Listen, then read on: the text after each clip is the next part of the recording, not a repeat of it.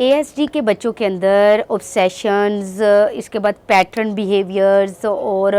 भी बहुत सी रूटीन को फॉलो करना बहुत ही आम होता है। और ये ऑलमोस्ट हर एएसडी के बच्चे की करैक्टरिस्टिक होती है कि जैसे कि स्पेसिफिक नंबर्स के साथ एफिलिएशन हो जाती है उनकी, एनिमल्स के साथ। इसके बाद एक स्पेसिफिक रूटीन को ही फॉलो करना, उस रूटीन में अगर आप थोड़ी सी भी चेंजिंग कर दो तो वो बच्चे एक्सेप्ट नहीं करते। बच्चे जो है डिफरेंट बिहेवियर्स शो करते हैं, एग्रेशन शो करते हैं, हीटिंग शो करते हैं और इसके बाद टेंट्रम शो करते हैं, मेल्टडाउन बिहेवियर्स शो करते हैं। तो उसके अलावा बच्चों ने एक पैटर्न बना लिया होता है, जैसे कि पैकबोर्ड्स हैं, उनमें से अगर एक भी चीज़ मिसिंग है तो जब तक वो उस पैकबोर्ड को कंप्लीट नहीं कर लेंगे या एक पैटर्न के साथ उसको नहीं चलाएंगे तो वो बच्चे उस चीज़ को एक्सेप्ट नहीं करेंगे। अगर कोई ऐसा जो है एक स्पेसिफिक लोगों के साथ उनकी अटैचमेंट होती है, स्पेसिफिक पर्सन के साथ अटैचमेंट होती है, उसके अलावा कोई भी उनको कोई काम जो कुछ भी कहेगा तो वो उस चीज़ को फॉलो नहीं करेगा। बच्चों के ये जो पैटर्न्स होते हैं, जैसे कि चीज़ों को कलेक्ट करना, टॉय के किसी स्पेसिफिक पार्ट के साथ ही प्ले करना, चीज़ों को घुमाते रहना, और जो है अगर आप उसको किसी जगह पे लेके स्कूल जाते हैं या कहीं पे लेके जाते हैं तो वो एक ही जो है डेली की रूटीन होती है, एक ही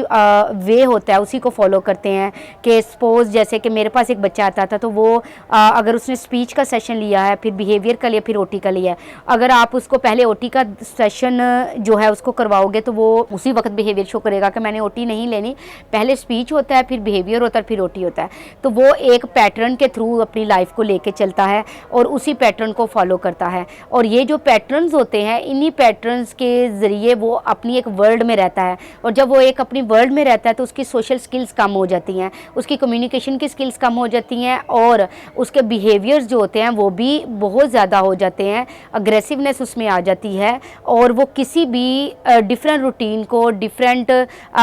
न्यू चीज़ को एक्सेप्ट नहीं करता। तो बच्चे के ये जो रिजिडिटी है, बच्चे की ये जो पैटर्न बिहेवियर है, बच्चे की ये जो ऑब्सेशन है एएसडी के बच्चे की, हम इसके ऊपर कैसे काबू कर सकते हैं या इसके ऊपर कैसे हम जो ओवरकम कर सकते हैं। सबसे पहले आप जिन्हें क्या करना है कि बच्चे को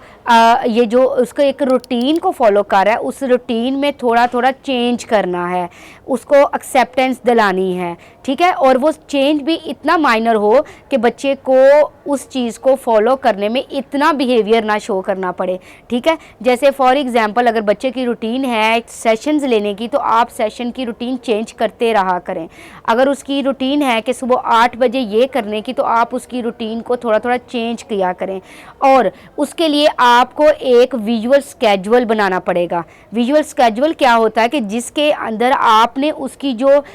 रूटीन है उसकी या घर में किसी और फ़र्द की पूरी रूटीन सुबह से शाम की वो बाकायदा पिक्चर्स के थ्रू लगाई हो कि सुबह उठ के बाबा ये करते हैं, बाबा ये करते हैं, ये सारी रूटीन उसकी ना उस बुक के ऊपर लगी हो। फिर उस कैजुअल बुक में उस बच्चे को आपने लर्न करवाना है कि ये बाबा ऐसे ऐसे करते हैं, और जब बाबा ऐसा करे तो आपने उस पिक्चर के थ्रू बच्चे को सिखाना है कि ये बाबा ऐसे कर रहे हैं, ठीक है। यानी कि क्योंकि बाबा की रूटीन उस बच्चे से डिफरेंट होगी, एक तो बच्चे की इन्वायरमेंट से फेमिलियरिटी होगी, बच्चा देखेगा कि मेरे अलावा दूसरे लोग क्या कर रहे हैं। पहले बच्चा अपनी ही वर्ल्ड में रहता है, वो दूसरों की तरफ ध्यान नहीं देता। विजुअल स्केड्यूल के थ्रू आप बच्चे को एक दूसरे की रूटीन को सिखाकर उसके पैटर्न को ब्रेक कर सकते हो, उसको तोड़ सकते हो। और अगर बच्चा